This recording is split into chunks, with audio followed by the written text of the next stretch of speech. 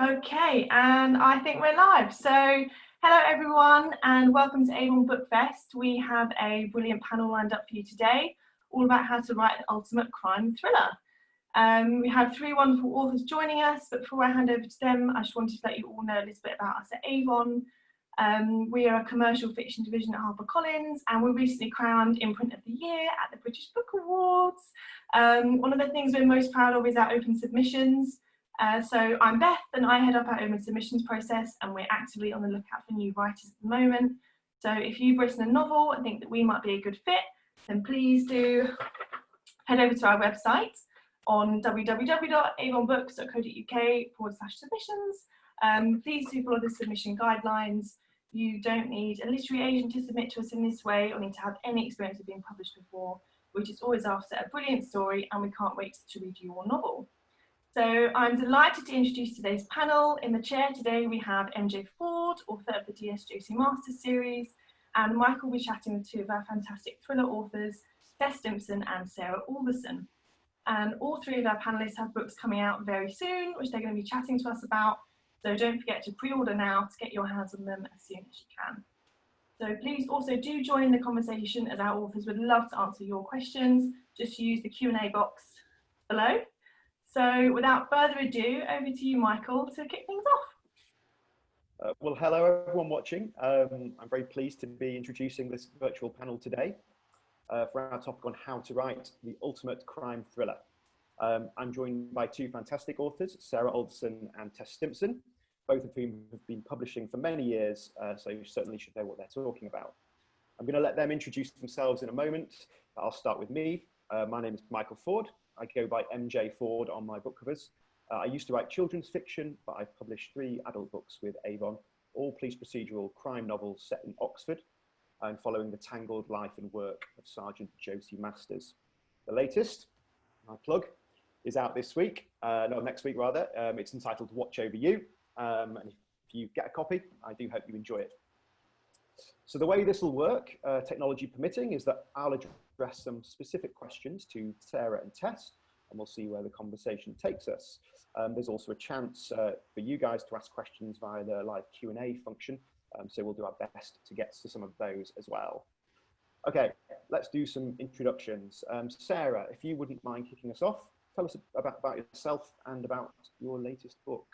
Okay, thank you. I am Sarah Alderson. I also write under the pen name Myla Gray, but my background as an author is I started writing about 10 years ago, and I started with YA fiction, but it was thrillers. It was action thrillers with a bit of romance. And I published 7 of those with Simon & Schuster before I moved on to straight romance under the name Myla Gray. And then I was asked if I would do adult thrillers. So I started writing for a couple of different publishers, and my newest novel is The Weekend Away, and that's out on July 23rd with Avon. And I also spend most of my time as a screenwriter. So at the moment I'm writing on the CBS show Swat. So I'm from London, but I live in California. So that's a bit about me. Oh, great, all-encompassing. Thank you very much. Tess, would you like to go next? Hi, I'm Tess Stimson. I've been writing for about 25 years. I started out in TV journalism and worked for ITN and CNN for a long time. So my first novel was actually set in the world of TV news. And then I stretched out and did some more books and more kind of chick lit. So I kind of did the reverse from Sarah. I started in the romance and the chick lit side of things. And that was with Mandarin Books and then Pam Macmillan. And I'm now with Avon, where I write domestic noir type thrillers. And I also teach screenwriting at the university here where I'm based in Vermont. Thank you. Would you be able to just tell us what is the domestic noir in your own terms? Domestic noir is essentially a type of thriller which is set around the home, as domestic noir would suggest. It is more along the lines of Girl on the Train, that kind of thing, Gone Girl, where you have a domestic situation that's gone bad. And rather than have necessarily a police procedural, obviously the police are involved because a crime will happen, but it's more along the lines of things like gaslighting, things happening to children, children disappearing, that sort of stuff. So it focuses on the relationships between the parties involved in a domestic situation rather than being a straightforward crime thriller. And I forgot to plug my new book because I don't physically have a copy of it. Thanks to COVID, it hasn't been sent out to me, but it is coming out next week and it's called 1 in 3. So please take a look. Thank you. So we're talking about thrillers, crime thrillers, domestic noir thrillers. In my mind, half the battle in writing a good thriller is having a main character whose journey is meaningful and who we can root for. In my books, the stories would still just about work if Jo Masters was a detached police investigator, but they're much richer, at least I hope they are, for the fact that she investigates crimes which often touch her personally, either involving family and friends or having themes that resonate in her life. So I'm interested to know from you two, Sarah and Tess, who your main characters are in your latest book and why you chose them. Tess, would you like to go first? Sure. The two characters in the latest book, 1 in 3, one is a wife and one is an ex-wife. And the setup has Louise being the ex-wife for around 4 years, and she's having to get used to the fact that her husband, Andrew, is now with a new partner, Kaz. And the book is written from the points of view of Kaz and Louise as they essentially present the domestic situation, which I'm sure many of us have been in before, where you've either had to deal with the baggage that your partner has, or else you have been part of somebody else's baggage. And I've always been fascinated by the line between what's considered normal behavior and what can be really extreme, and how quickly we can cross that.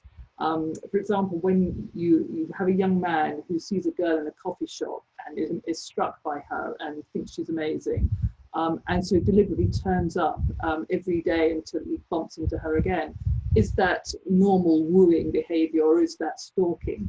And it's that line that I get really interested in. And so with the new book, I took a situation that many of us are familiar with, wives, ex-wives, new partners, all having to meet and deal with each other, and then take it to the extreme.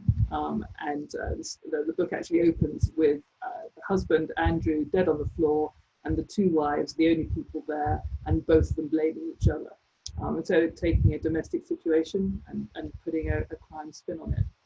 That sounds fascinating. In answer to the coffee shop question, I think it depends on how good looking he is, doesn't it? Whether or not it's stalking or... Right, it depends on whether the girl actually wants to go out with him or not. So Sarah, go on. The same question to you then. So about your main character and why you chose them. Well, just actually going back to what you were saying about your books, which I found really interesting, is because I write on the show SWAT, and every week it's a police procedural. We have to come up with a crime of the week, a case of the week. And the way we do that is by looking at our cast of characters and finding the emotional way in. So that it always ties in some way personally to one of our characters and helps to kind of develop their character or show off an aspect of their character that we haven't explored. And I guess I kind of do that with my books too, in that sometimes I will come up with the plot first. So for The Weekend Away, I had this idea because every summer I try and go away with my best friend, Nicola, for a weekend away, and we've been to Paris, we've been to Lisbon, we try to go somewhere different every year, and last year we went to Lisbon for the weekend, and I was like, oh, this is a really great kind of idea that two friends going away, one goes missing. What would you do? You're in a foreign country, you don't speak the language, you don't know where your way around, you don't know how the police work over there, is there a level of corruption? So I was kind of intrigued by this. So actually my friend Nicola has a lot in common with my main character Orla, who's Irish and very bubbly and very extrovert, just like Nicola. So I often draw on aspects of my friends to inform my characters, but what I will also do is oftentimes come up with the perfect plot, and then I will find the perfect character for that journey. So kind of what do I want to say with this book, and then what character will best help me kind of tease out that theme, and what's the best journey I can send that character on, where do I want to start them, where do I want to end them. That's really interesting, because there's always this debate, isn't there, about which comes first, character or plot, and I think whichever comes first, you end up doing a sort of dance where one feeds off the other as a novel develops. Okay, so in terms of plotting then, thrillers often culminate in twists, something that blindsides the reader, or at least the reader tends to be surprised with the final reveal. And part of the fun of writing them is leading the reader on this kind of journey to a place they don't expect. But that, of course, involves a lot of planning and a lot of misdirection, a lot of legwork sometimes. Perhaps our authors could tell us, do you plan your stories from the beginning in a lot of detail, or do you just sort of let them evolve organically as you write? And crucially, do you know the ending at the start of the process? We'll go back to Sarah again. Let's kick this one off. It's interesting. When I first started writing, and I will say, when I started writing, I'd never written anything before in my life. I'd never even had a desire to be a writer. It was, it came about because my husband and I, we quit our jobs 10 years ago in London, and we were going to go traveling around the world with our daughter, who was 3 at the time. And I literally was like, I've got no skills. I don't know how I'm going to earn a living. And I very naively was swimming, trying to come up with ideas for how I could have a form of income while we were on the road. And I was trying to think of all the people who made money. And I thought about Stephanie Meyer, how she was a billionaire for writing about sparkly vampires. And I was like, how hard can it be? And so I literally was swimming, and I came up with an idea that was, for me, to my mind, the opposite of what Twilight was. So a story about a really empowered female character. I'm sorry if there are any Twilight fans listening. And I sat down that very day and I started writing my first novel, Hunting Lila. And that's how I got into writing. I know, it's like the craziest story. It took me 4.5 months to write. I sent it off, I got an agent, I sold it to Simon & Schuster in a 2-book deal, and that's how I started writing. And I feel like I'm getting away from the question. But when I first started writing that book, I had no knowledge of writing. I had no knowledge of story structure. I'd never studied creative writing. And I literally winged it the whole way. I just started writing, didn't really know where I was going, and ended up with a book. And so I figured, oh, if it's not broke, don't fix it. Kept going that way. For my first 7 novels, that's how I wrote. I literally would have a vague idea of where I wanted to get to, and I would just start. And then as I got into screenwriting, I tried to do screenwriting like that. Does not work at all. You have to do it in so much more of a structured way. And so I started to bring in all of what I'd learned in screenwriting, and how you really have to do the synopsis first, and you have to break it by act, by scene. And once I started doing that, I started transferring that into how I wrote my books. And so now I do a much more structured, 30-page synopsis before I start. Yeah. Okay. Has that made things easier in the? I would say it stops me having to revise it so much. You don't have to go back once you're done and rewrite, because you've got it down first. So yeah. And Tess, so are you a planner, or do you wing it? A little bit of both. Funnily enough, I was listening to Sarah's story. She's describing how she got into writing with a real sense of familiarity, because I met my husband when we were both working for CNN, and he was based in Cyprus, and I was currently based in London, and I needed to move to Cyprus to think of something to do. And I figured, what am I going to do? Maybe I'll try writing that book I always wanted to write. My book was about TV news, and I started off with 2 characters who were very far apart, and I knew I wanted to get them together at the end. I had no idea how I was going to do it. And that was informed by the fact that I traveled as a CNN producer with my reporter husband, and wherever we happened to be, that's where I set the next chapter of the book. So South Africa, we were in Iraq during the Gulf War, we were in Somalia during the American whole Black Hawk Down era. And so I remember writing chapters. I actually wrote one in the back of one of those South African police wagons, those big scary yellow tank things, and actually sitting in there. And another scene was when we had to take shelter from gunfire, and we were in a corridor with no windows so that they couldn't shoot out the windows. And I was sitting there with my laptop writing my book. And I would email my editor 2 chapters at a time. So I had no idea how it was going to end up, but I just knew where they had to get to, right? And then, of course, my husband and I were in a plane crash in a Hercules, which we obviously walked away from, but only just. And so that became the final scene. So that particular book was a total wing it from start to finish. And I got a 2-book deal, 3-book deal actually, with Mandarin Books. And so then my second book was a nightmare because, and many authors will tell you this, the second one's a nightmare. You've got the first one in you and it writes itself, and then you have to sort of figure out how to do it again. And that book took a lot of planning and a lot of rewriting. And now I tend to, a little like Sarah with having the idea when she's swimming, I'll have a what if scenario, you know, what if this particular situation, what if your baby disappeared? What if you discovered, you know, your father was a serial killer? What if type situation? And then I, as we were talking a little bit before about plot and character, you then figure out what kind of character would be in that situation and what their backstory might lead them to a point where they were particularly vulnerable or where they might react in a certain way. And so as those pieces evolve, I slot them into place. And when I started teaching screenwriting, again, very much echoing Sarah, that taught me to be much more structured in how I space things out. But I like the backdrop, Sarah, of your office with all the Post-it notes.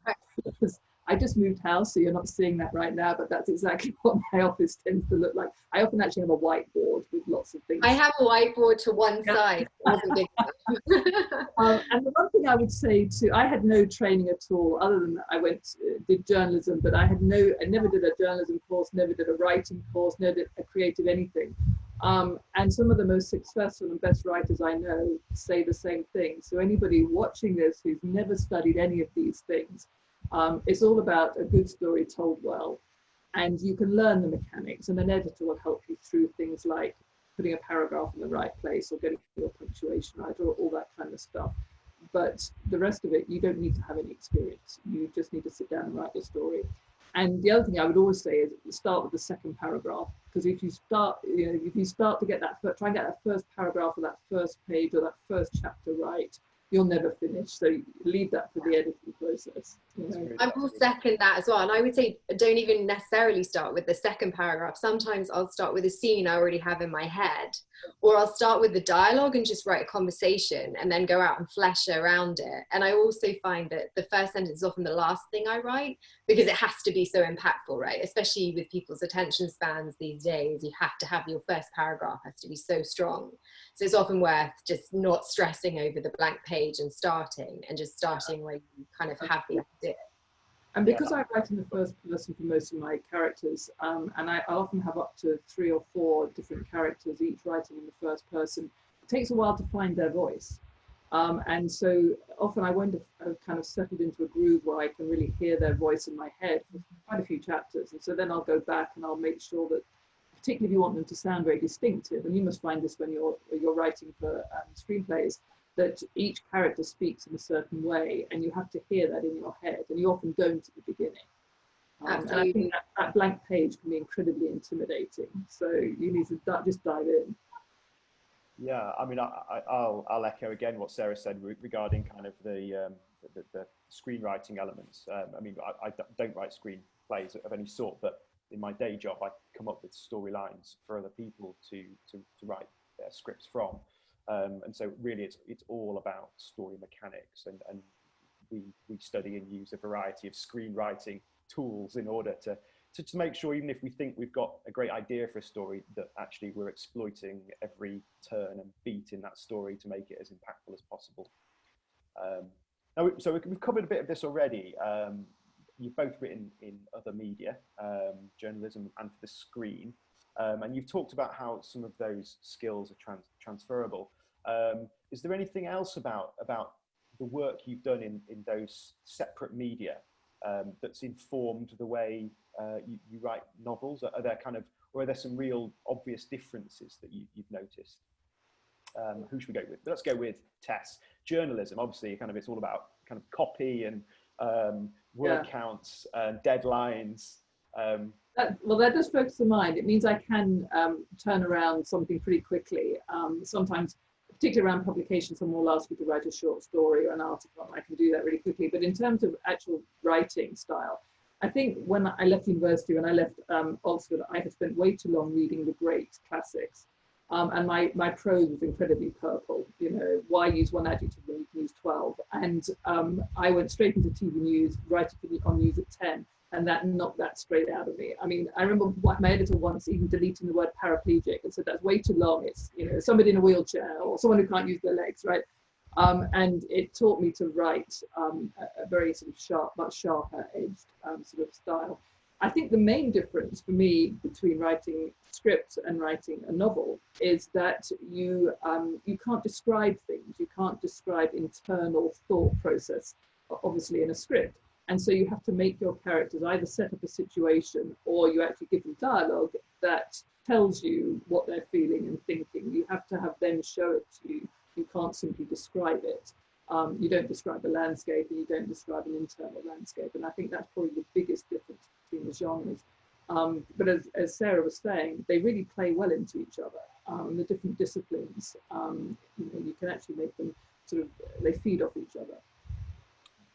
And Sarah, so with you, you've obviously written on this TV show, Swat. Do you want to tell us what that is a bit more first, and then? It's a police procedural, LAPD SWAT, you know, crime of the week, mixed in with, you know, personal stories.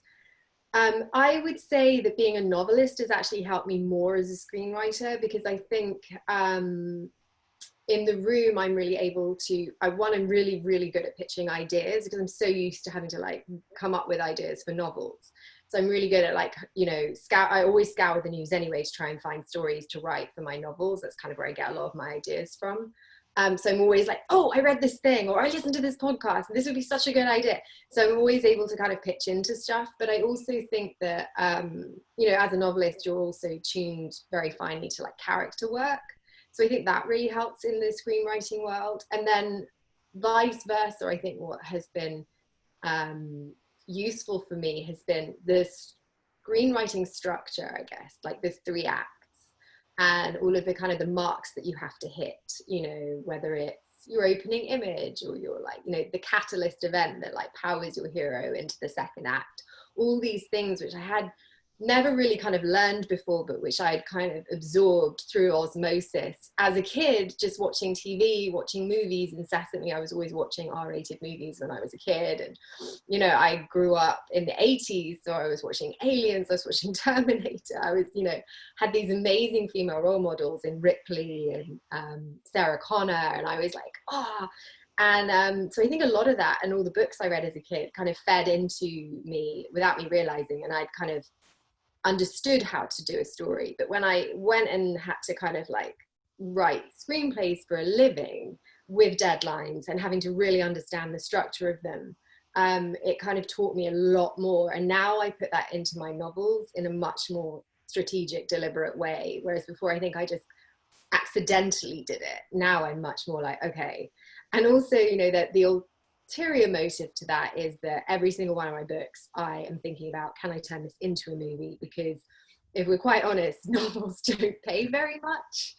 And I think that's a big fallacy, because a lot of, you know, the big name authors do make a lot of money, but the rest of us are probably like, you know, you have to do another job as well. Whereas screenplays, you know, are, if you can make it in Hollywood, are incredibly lucrative. So obviously being able to write a book that you can then option and sell and make into a movie is kind of the golden ticket, if you like. Which is like why when I did The Weekend Away, I pitched it to Netflix and they've just optioned it and I'm writing it as a feature. So like every book I write, I'm like, can this be both a book and a feature? Yeah. Or a TV show.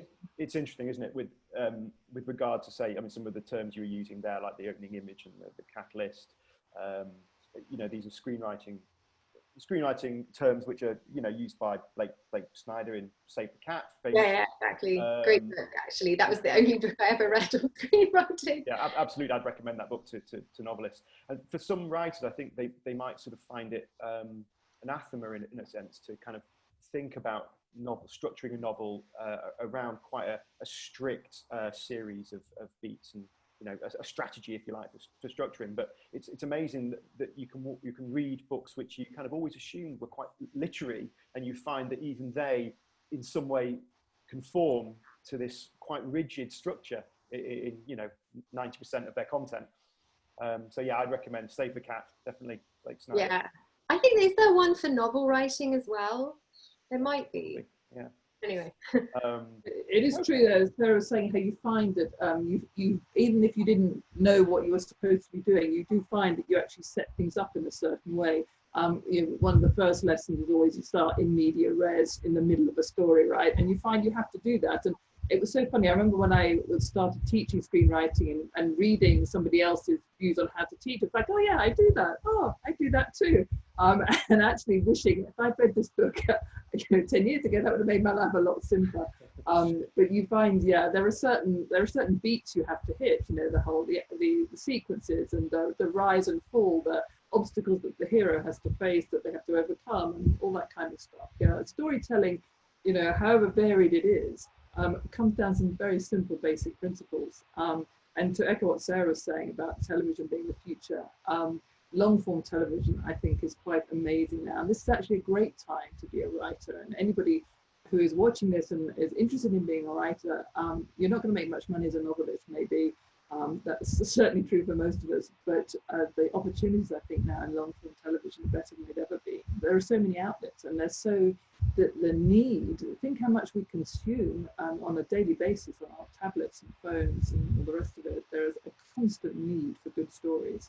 And a real thirst for them. Well, I was fascinated by your tales of daring do when writing your first novel. It's a wonder you actually got to the end of the book, it seems. But it brings me to my next question, which is about locations. Often they're very important for thrillers. Something like the Jack Reacher novels, all the action seems to take place in kind of remote and lawless places, enabling Reacher to enact his own justice. But a lot of crime fiction and thrillers take place in quite distinct and striking locations. Sometimes striking because they're actually quite normal but unusual things are happening there. I wonder if you could tell us about your latest books and why you set them where you did. And we'll go back to Sarah.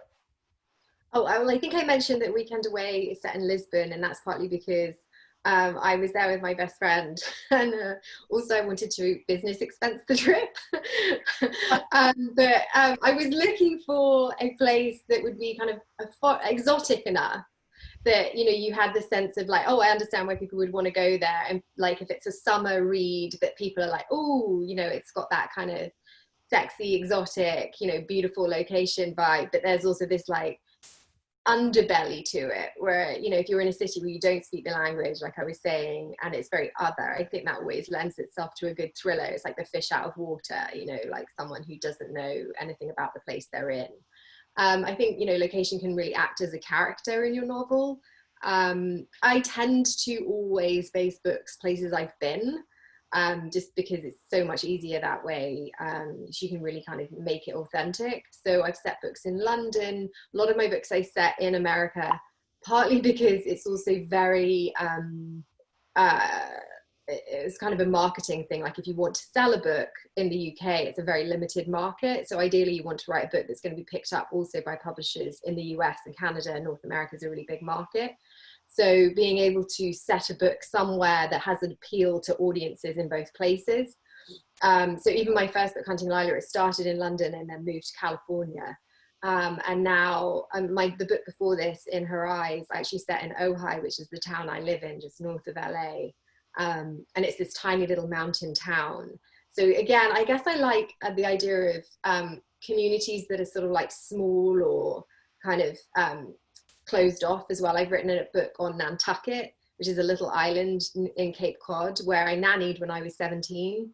And that was a thriller. Again, setting it on an island makes it kind of very contained and ups the danger.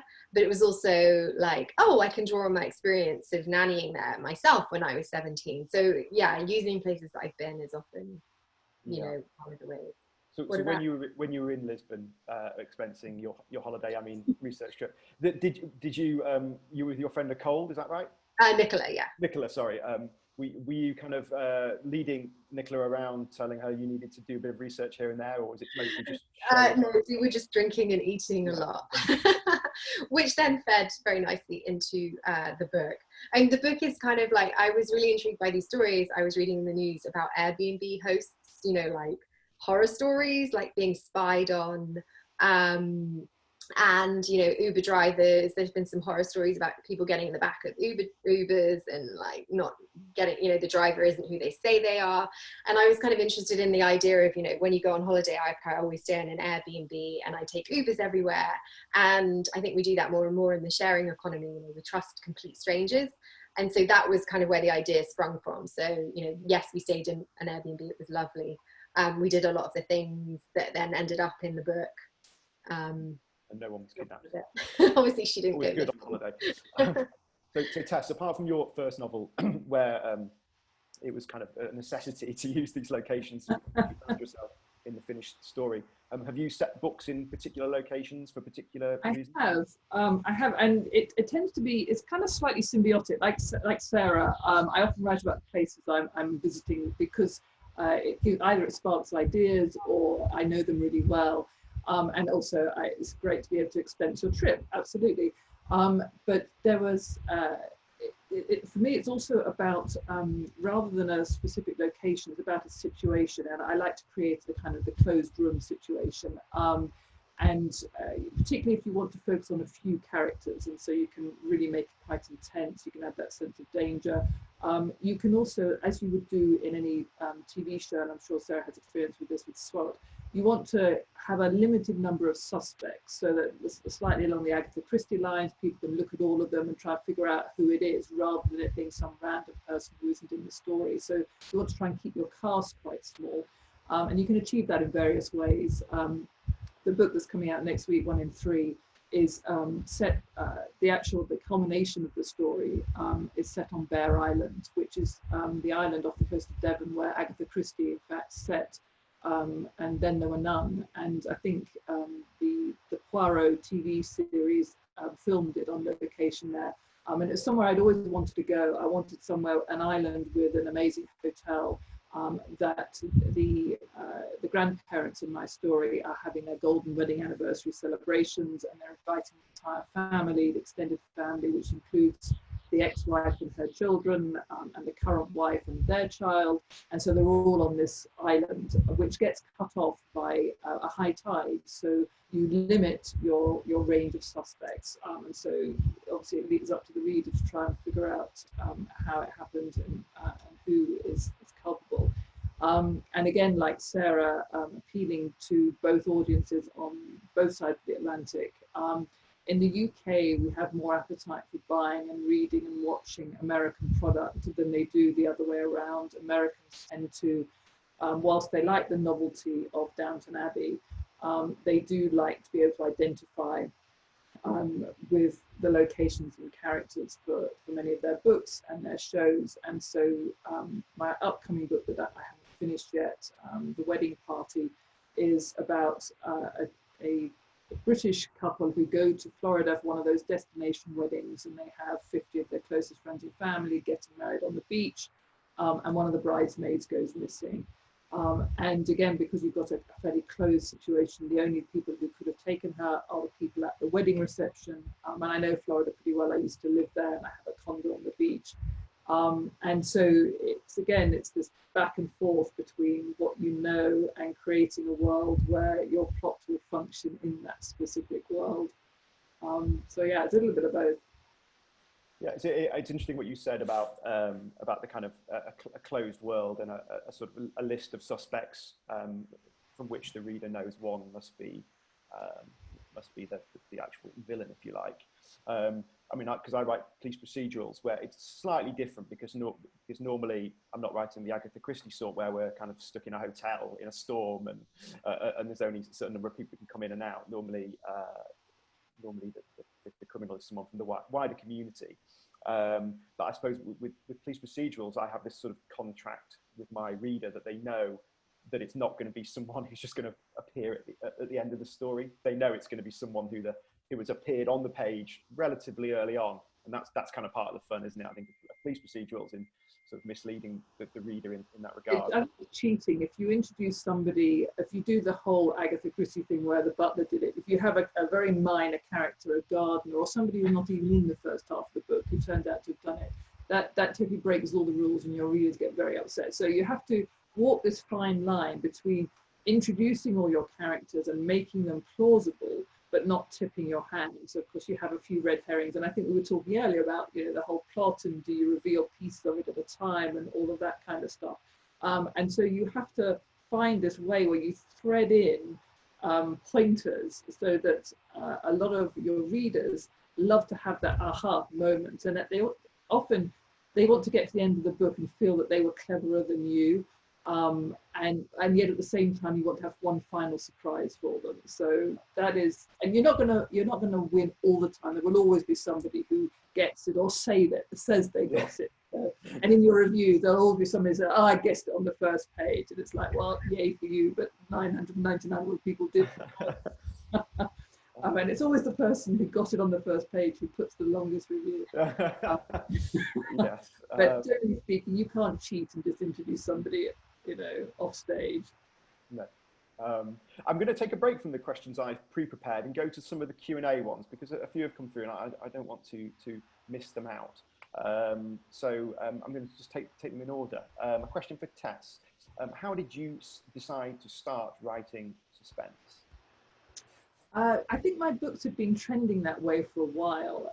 I started out, as I said, very much in the Jackie Collins, you know, blockbuster genre, and then transitioned into more chick lit. You know, they say about when life gives you lemons, make lemonade. When my husband ran off and left me for a woman half his age, I wrote the book The Adultery Club, which is the point of about an affair told from the points of view of various characters involved.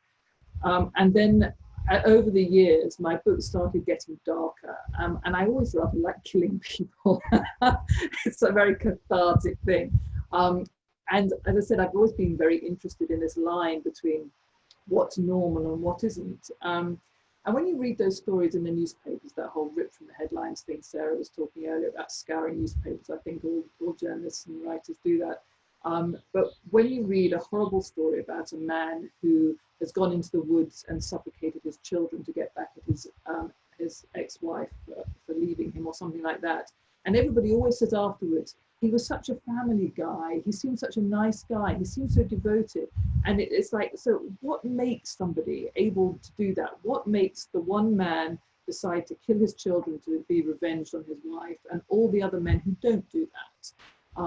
And likewise, you know, what makes a mother smother her children to get back at her ex-husband? And it's unpicking that I find fascinating. And so with the rise of psychological noir, which has been around, we talk about it as if it's new, but it's been around since forever. It's just got a new label. Booksellers love having labels. And I think Gone Girl was at the forefront of this particular trend. It just seemed a natural home for me to sort of give up on the whole chick lit side of stuff and move full on to dark psychological suspense. And I remember the book that I did just before the one there, which actually my turn to brandish a book, so there you go, The Mother. It actually has fairly early on, a child dies in the book. And I remember my editor, when she first read it, she was like, "Oh, I'm not sure anyone's ever going to want to read this. This is too dark. This is too dark." And then a couple of books came out which had exactly that sort of scenario happening, and people loved them. It's like they couldn't get enough of the dark because I think it's so cathartic. And the book, when it came out, did really well, and nobody had a problem with it. It's like it's people's form of escapism, you know, their catharsis. So that's why I went there. Okay, well, I'm going to dip back to one of my other questions now, because this has made me think of it. You talked about kind of, you know, the person who everyone thought was morally upstanding does something terrible. You've obviously both got kind of terrible acts in your books, and villains and antagonists and bad guys and girls who do bad things. How do you feel about those characters as you write them? Are you fond of them? Do you have to empathize if you're a writer to write these sorts of characters? I think you always have to empathize, even if you don't sympathize with the characters. I think you always have to understand where they come from, otherwise you're not going to make them real. And your readers rather, don't have to like them, but they have to believe in them. They have to be fully rounded. What about you, Sarah? Do you?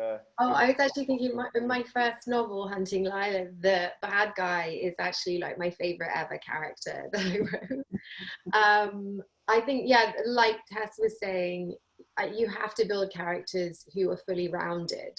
And especially with bad guys, what I love to do is to dip into psychology websites and books, because there's all these, you know, different, you know, obviously not psychopath because that's a specific type of person, but there are so many things that are caused by having a screwed up childhood. And I'm always really interested in behaviors that, you know, where do they come from? People aren't born bad necessarily, not most people. And so where is that coming from? Like, and it's usually kind of really interesting and fascinating to look at. So building the backstory of a character, I think, helps you nurture that empathy because you're kind of understanding where they're coming from. So yeah, I really enjoy my bad characters, if you like, more than sometimes the good characters. They're often a lot more fun to write. Huge, right? The bad characters are always more interesting.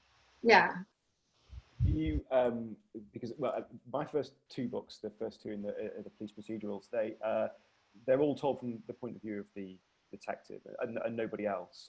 For the third one though, I was a bit short of word count, but also I really wanted to get into the backstory more of this of the person who turns out to be the villain of the piece, and so I've actually given him some chapters as well, and they were although they're quite short within the book, they were by far my favourite part to write, because you can let yourself go, can't you, into those chapters. There were really no constraints if you're writing about someone who's quite kind of twisted and damaged. Yeah. So we've touched upon this a little bit. Well, Tess has. You sort of shifted genres because of a general drift in your kind of tone and also some of the market influences. I'll ask Sarah as well now, because she went from sort of YA to adult fiction. What are your top tips for authors who want to change genres? And I imagine this is partly people who are already published and thinking about kind of making off in a new direction. Yeah, I guess reading as much as you can in the genre you want to move into would be my top tip, because you know, that's how you kind of learn, I guess, what's the normal style of writing, or like the narrative structure, what can you play with. Like what you can do in an adult thriller is very different from what you can do obviously in a YA thriller. Like YA, you have to lean into the romance of it as much as anything, whereas in an adult thriller, that's, you know, often less. So I guess, yeah, just reading as much within that genre. I don't think it's that difficult. I've really enjoyed being able to move between genres, because it kind of gives you a break. So like moving from doing a thriller where you have to plot a lot more to, you know, to then moving to a romance is kind of nice to me. It's like having a holiday, because the romance novels are much easier. You know, they're not as tricky. There aren't any twists or turns really as much as there are in a thriller. In a thriller, you are really having to structure it around what those twists are. You have a different name, don't you, Sarah? For your, I so do. to confuse the reader, right? Myla Gray. Hang on, I have to let my dog in. He's banging at my door. 1 second. Sorry. Sorry. Very professional. Control the children, but not the dog, right? And those are my very kissy book covers for my Myla Gray novels. You can tell, big difference. They all have kissing people on the front. Yeah, that's interesting, especially what you say about the kind of leaning into the romance with YA fiction. I mean, I've worked on quite a lot of YA fiction in a publishing sense, and that's almost whatever the genre of the book is, it's kind of always where do we kind of slide the romance into this story to appeal to that quite distinct readership. Okay, I go to another question from our Q&A. Have you found it more difficult to write during lockdown? Because this person is saying they struggled to read at the beginning and hasn't managed to start that novel they wanted to write. Do you have any tips for creativity at this time? We'll go back to Tess. I actually know, I mean, lockdown, to be truthful, apart from the fact that my husband and children were home, lockdown is my life. You know, I'm sure both of you will say the same thing. You spend an awful lot of time within the same four walls, not talking to anybody, being really antisocial. And so lockdown wasn't that different. And I actually found it quite nice to be able to just not worry about that whole FOMO thing. You know, I wasn't missing out on anything. Everybody was missing out with me. I felt so much less stressed because I could just work without worrying that I was missing out on stuff. Yeah. But I'm sad I missed the book tour, and I should be in England and Italy right now on a book tour, and I'm sad to miss that. Sad to miss my friends, and I've actually reached out to a lot of my extrovert friends who have really found it very hard. You know, this is for people like me, it's easy. I think for me the hardest thing is going to be going back to normal, when everything suddenly lifts and, you know, the kids go back, our husband goes back to work, and suddenly the house is kind of quiet again. Whilst I'm looking forward to that, I also think that's going to be, you know, kind of weird as well. But in terms of writing, though, it's been easy to write, and I think a lot of people have used this opportunity to write. So Avon they might get lucky. They might get a lot of submissions from people who have actually sat down for the first time and written that book they always wanted to. I do think it is challenging, though, if, you know, because a lot of people are feeling like so much anxiety, you know, to actually concentrate for a period of time. If you do want to get that novel out and you're finding yourself easily distracted, which, you know, which I'm distracted all the time by the news, especially living in the US right now. But I do think one of the ways you can do that is to not put pressure on yourself, to, like, you know, complete a novel, for example, but maybe to just jot down some ideas and start there. I always start with what if, like whenever I'm stuck or I'm like, oh, I don't know what to do my next story on.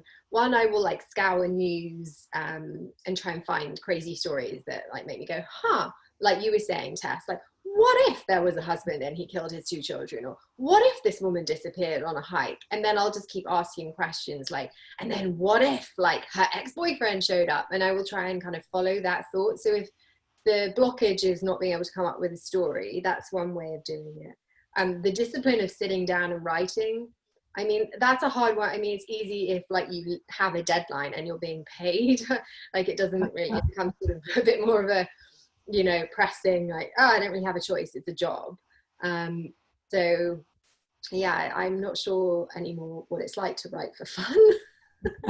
Yeah, it's interesting what you said about kind of interrogating an idea. It's like sometimes I think you can feel pressure to you know, you've got the nub of an idea and you think, oh, I should just be able to, it should almost blossom of its own brilliant accord into kind of novel.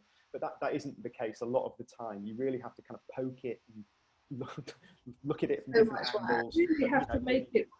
Sometimes you find yourself, and I've done this before when I've been writing. In fact, the book I'm writing now, I'm almost finished with it, but there was a point at the midway point where I had a really great idea for ending a particular chapter, so I wrote it, and then I was like, oh shoot, now how am I going to get out of this? I was like, I boxed myself in a corner. Now I'm playing Twister, because I'm over on the red circle. I need to get over to the blue one because that's where the next plot thing happens, and how am I going to get from that point to that? And sometimes you really have to sit down and just work at it. You know, you just have to work it out and tease out the answer. So yeah, you can get yourself back into a corner. That's half the fun, because sometimes then finding your way out of it can give you lots more ideas. And I think when that's happening, it's far worse than if you can't think of anything to write at all.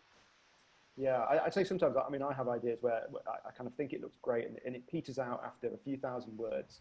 And often it's just a case of flipping something on its head. And that's an easy thing to say, but in terms of, you know, am I setting this book in the right historical period? Is the character I've chosen to tell this story from actually the most interesting character in this story? And you can make quite radical changes from the nub of an idea and create a quite different story. I mean, the obvious one would be like, you know, telling a book from the antagonist's point of view instead of the character you initially chose. One of the odd things I found about writing in lockdown is actually the content of what I'm writing. You know, lots of physical interactions will happen in stories where people shake hands and hug, etc., etc. And I find myself second guessing it and saying, well, you know, now we're in this new normal. Are people going to start shaking hands again? Or if I do that, is it going to be kind of like writing about a cassette player and something which is completely out of date? I've actually got to rewrite a section of the book I'm on now, because it was set in partly in 2019 and partly in 2021.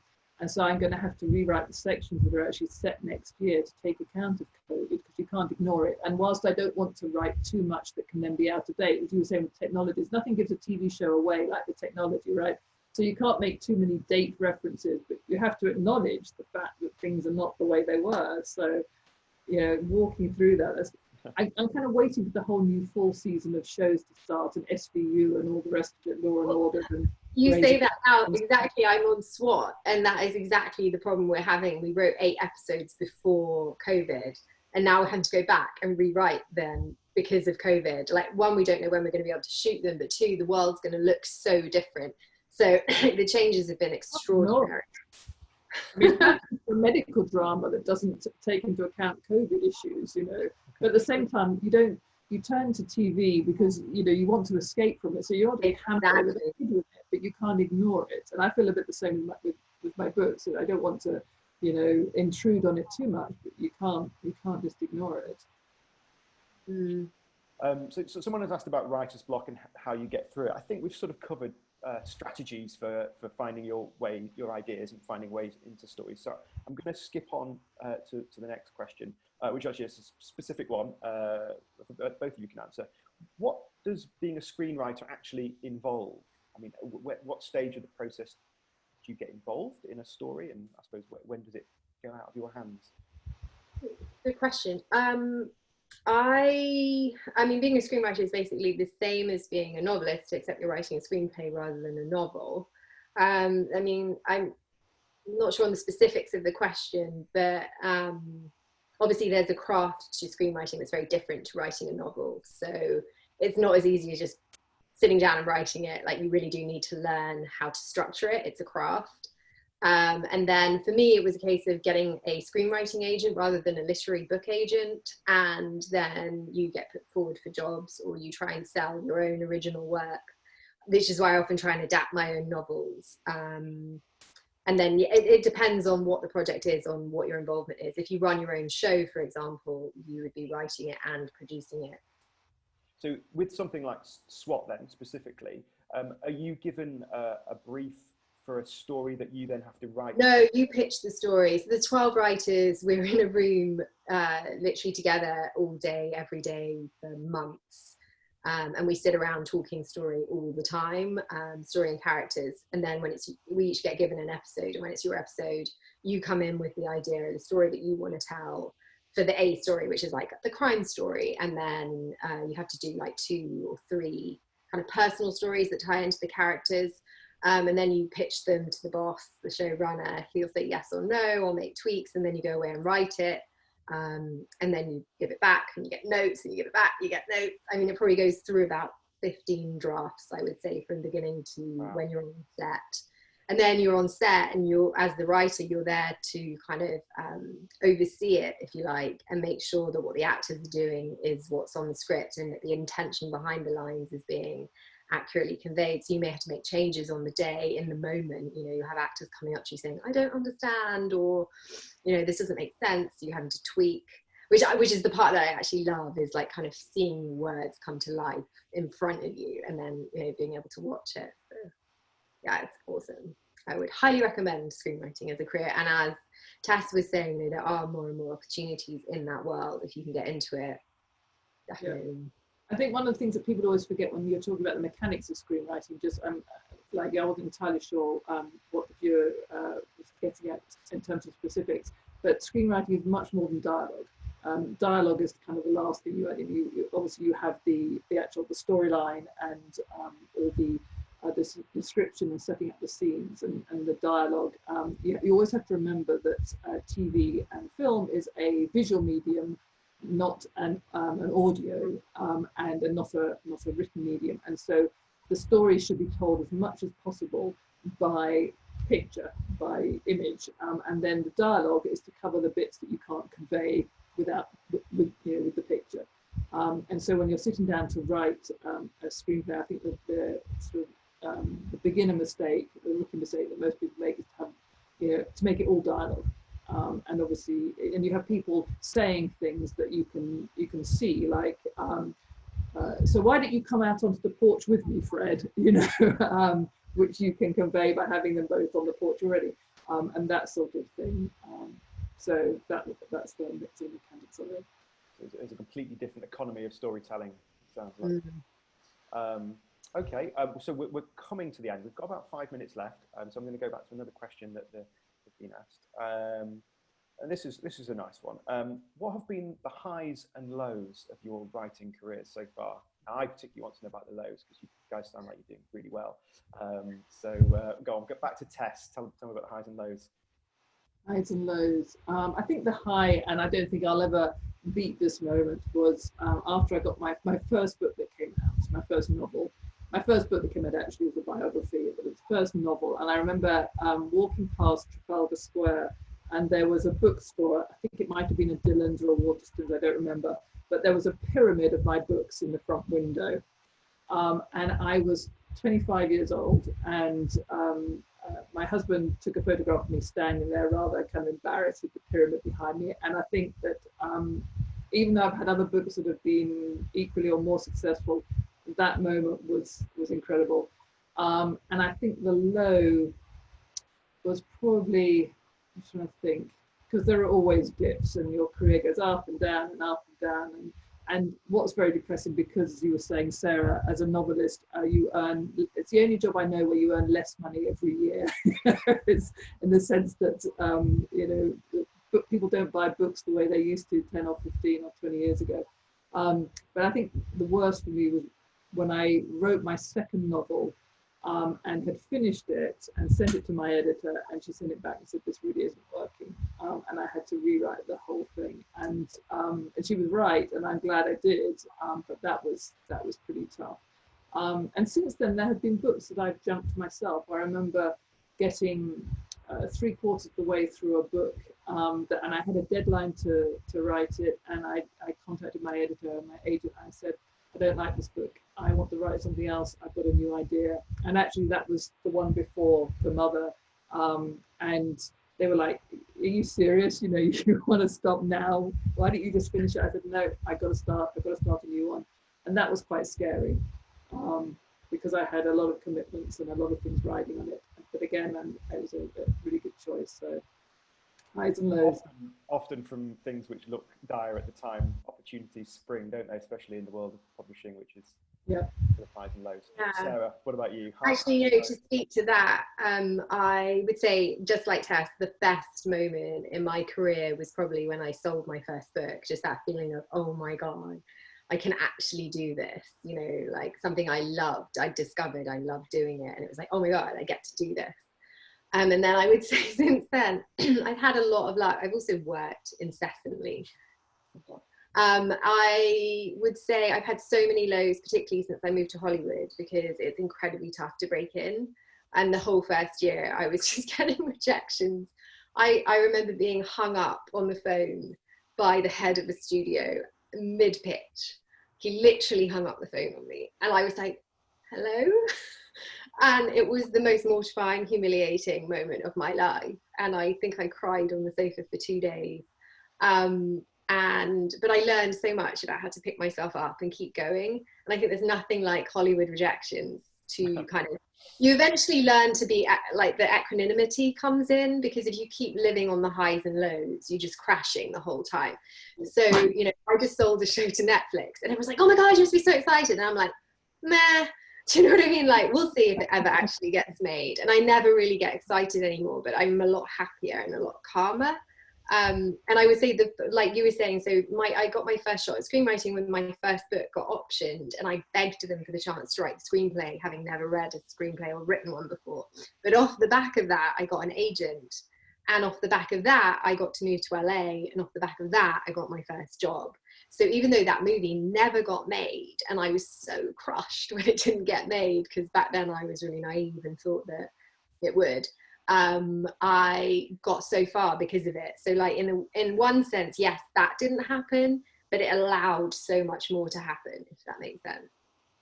You have to love the writing, because if you base your measure of self-worth on the money you earn or the success you achieve or where you are in the charts, you are never, I think this probably applies to many professions, but it certainly applies to writing. And I think one of the things that age doesn't give you many benefits, but one of the ones it does is the ability to look at the bigger picture. And you get to live a life where the commute's pretty good because you just go downstairs.